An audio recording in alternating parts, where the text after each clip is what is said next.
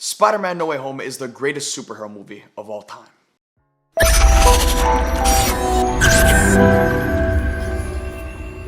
So I know this is a review that's long overdue. You guys have been waiting for me to drop my thoughts over here on YouTube about Spider-Man No Way Home. And truthfully, I'm just gonna be transparent with you guys. I've been dealing with a lot of stuff outside of social media, and every time I wanna show up over here and make YouTube videos, I wanna be my best, because that's the only thing you guys deserve. But I haven't been feeling my best. But here we are today, still here to talk about Spider-Man No Way Home. Better late than never. I mean, if you're a Spider-Man fan, how is this not the greatest movie of all time? This movie was a love letter to Spider-Man fans. And honestly, this is gonna be a spoiler review, so if you guys haven't seen the movie, dip out of here, save this to your watch later playlist, and come back. But guys, straight up, I loved all of the multiverse stuff in this movie, from the villains to Tobey and Andrew freaking coming back. But for me, the best part of this movie is that at its core, it's a Peter Parker story. And when it comes to Tom Holland's Spider-Man, I've been very, critical of Tom Holland's Spider-Man because it's felt like the MCU has taken this iteration of Spider-Man and has spun him off into something completely different than the Spider-Man I know and love. And it feels like this movie really corrected that. By the end of this film, Tom Holland is Spider-Man. And I feel like at the core of every Spider-Man story, it has to be the idea that in order for Spider-Man to win, Peter Parker has to lose. And man, did Peter Parker lose in this movie. He lost so much. And by the end of it, he's all alone and he's fully committed to being Spider-Man and living up to that great responsibility. That for me right there was the highlight of this movie, and the ending sequence of him moving into his new apartment, him donning the most comic accurate Spider-Man suit we've ever seen on the big screen, and he made it. There ain't no Stark Tech, there ain't no Karen, there ain't no Edith anymore.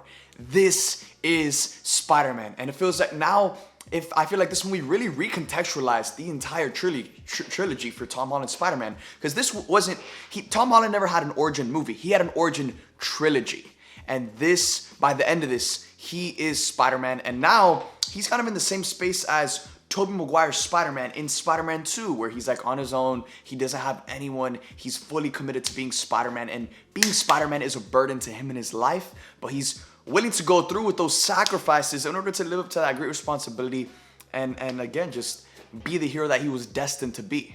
But I want to talk about my boys. I want to talk about Tobey and Andrew coming back because, I mean, Andrew is the werewolf. But for a second, I want to talk about my boys. I want to talk about Tobey and Andrew because they were fantastic in this movie. And guys, I love Tobey. I love Tom. But after seeing all three Spider-Men interact, it was so clear to me that Andrew is just the best. I mean, after this movie, the cries that are going to be heard around the world for the Amazing Spider-Man 3 are going to be insane, and rightfully so. I want to see Andrew come back and play this character more. I don't want this to be the final time we see Andrew Garfield play Spider-Man because it felt like you just feel the passion that Andrew has when he plays this character. It always pours through in his performance, and I want to see more of it. He carried every single scene he was in. Like, his Spider-Man is just so complex. He's funny and witty and quippy when he's Spider-Man, and he had like the majority of the comedic scenes when it was all three of them. But then he's also very serious and emotional when he needs to be. And it was just like every single scene Andrew was in was so good.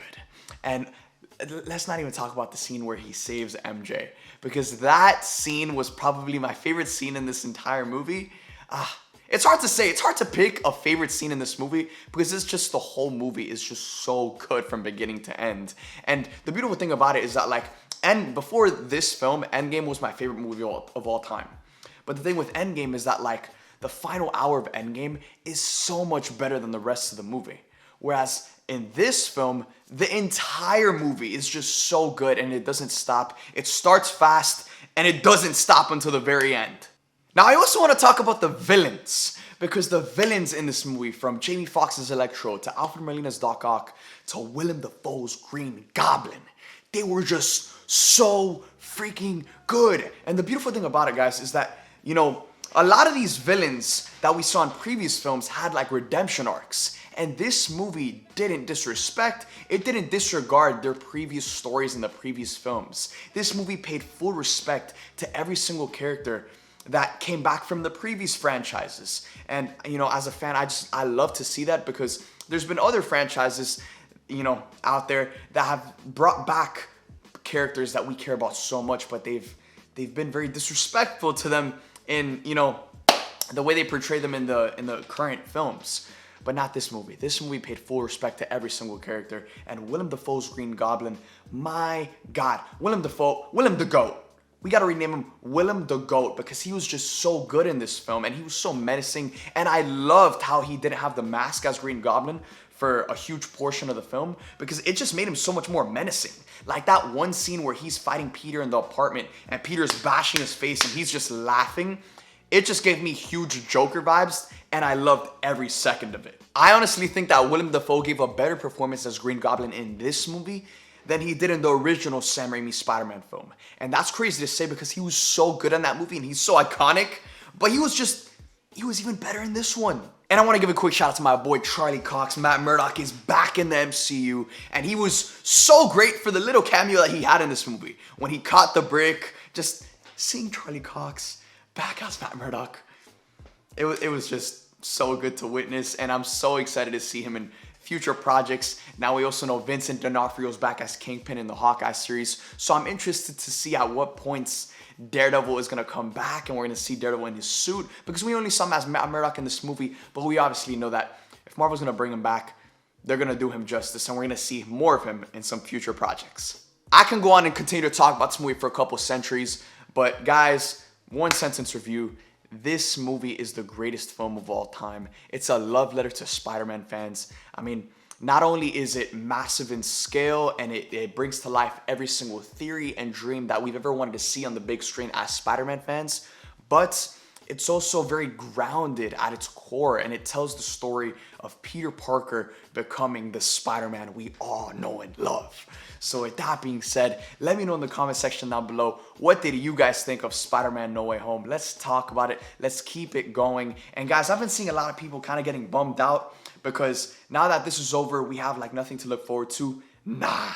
If you think No Way Home was crazy, well then buckle up, because Doctor Strange in the Multiverse of Madness is going to take the craziness of No Way Home and amplify it through the freaking roof. So guys, let's get ready, because Doctor Strange in the Multiverse of Madness is next up on the chopping block, and man, is that film gonna be crazy.